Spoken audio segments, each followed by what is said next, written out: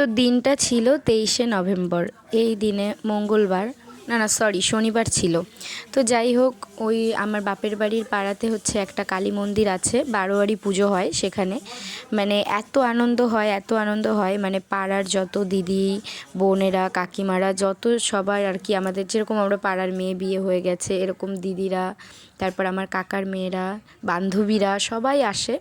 তো ওই পুজোটায় মানে আমার বাপের বাড়ির পাড়াতে বেশি মানে দুর্গা পুজো, কালী পুজো এগুলো কিছুই ধুমধাম করে হয় না। এই একটা পুজো যেটা খুব ধুমধাম করে হয়, ইনফ্যাক্ট খুব এনজয় হয় পুজোটাতে।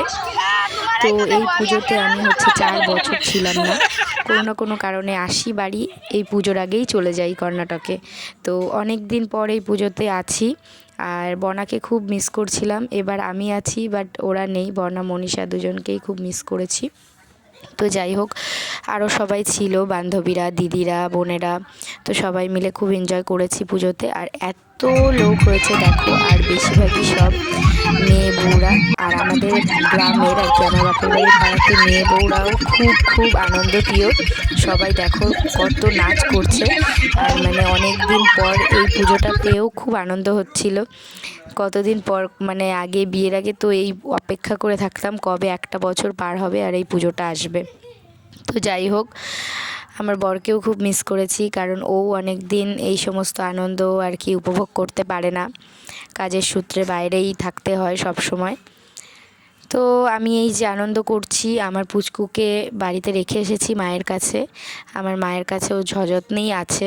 তো অনেকে ভাবে যে আমি হয়তো মানে আনন্দ করি, এত মজা করি, এত অনুষ্ঠানে যাই, মানে এত অনুষ্ঠান অ্যাটেন্ড করি, বিয়ে, রিসেপশন, পুজো, তারপর এক্সেট্রা এক্সেট্রা, যাই হোক, আর হয়তো আমার ছেলের দিকে খেয়াল রাখি না। বাট যারা মা, প্রকৃত মা, তারাই বোঝে যে প্রত্যেকটা মায়ের কাছেই তার সন্তান কতটা স্পেশাল। তো আমি সবসময় ওর যেটা আর কি প্ল্যাটফর্ম, সেটা ওকে দিয়ে, ওর পূরণ করেই আমি চেষ্টা করি নিজের আনন্দটা উপভোগ করার, আদারওয়াইজ নয়। তো যারা আমাকে খুব কাছ থেকে চেনে, ইনফ্যাক্ট দেখে, আমাকে জানে, তারা কখনোই এরকম ভাববে না। বাট 2-1জন আছে, হাতে গোনা 1-2জন সামথিং, যারা এরকম ভাবে, তাদের উদ্দেশ্যেই আমার বলা কথাটা। তো সবাই তো জানে, বোঝে, তবুও জানি না কেন এরা এই সমস্ত বলে। তো যাই হোক, এসবের প্রসঙ্গে আমি গেলাম না আর। তো আনন্দ করে মাকে নিয়ে আসলাম ধুমধাম করে, তারপর প্রসাদ খেলাম, খিচুড়ি প্রসাদ খেয়ে মাকে একটু দর্শন করে বাড়িতে চলে গেছিলাম পুজোতে। তো নেক্সট ডে আসবো, ফাংশান আছে। চলো টাটা, বাই বাই।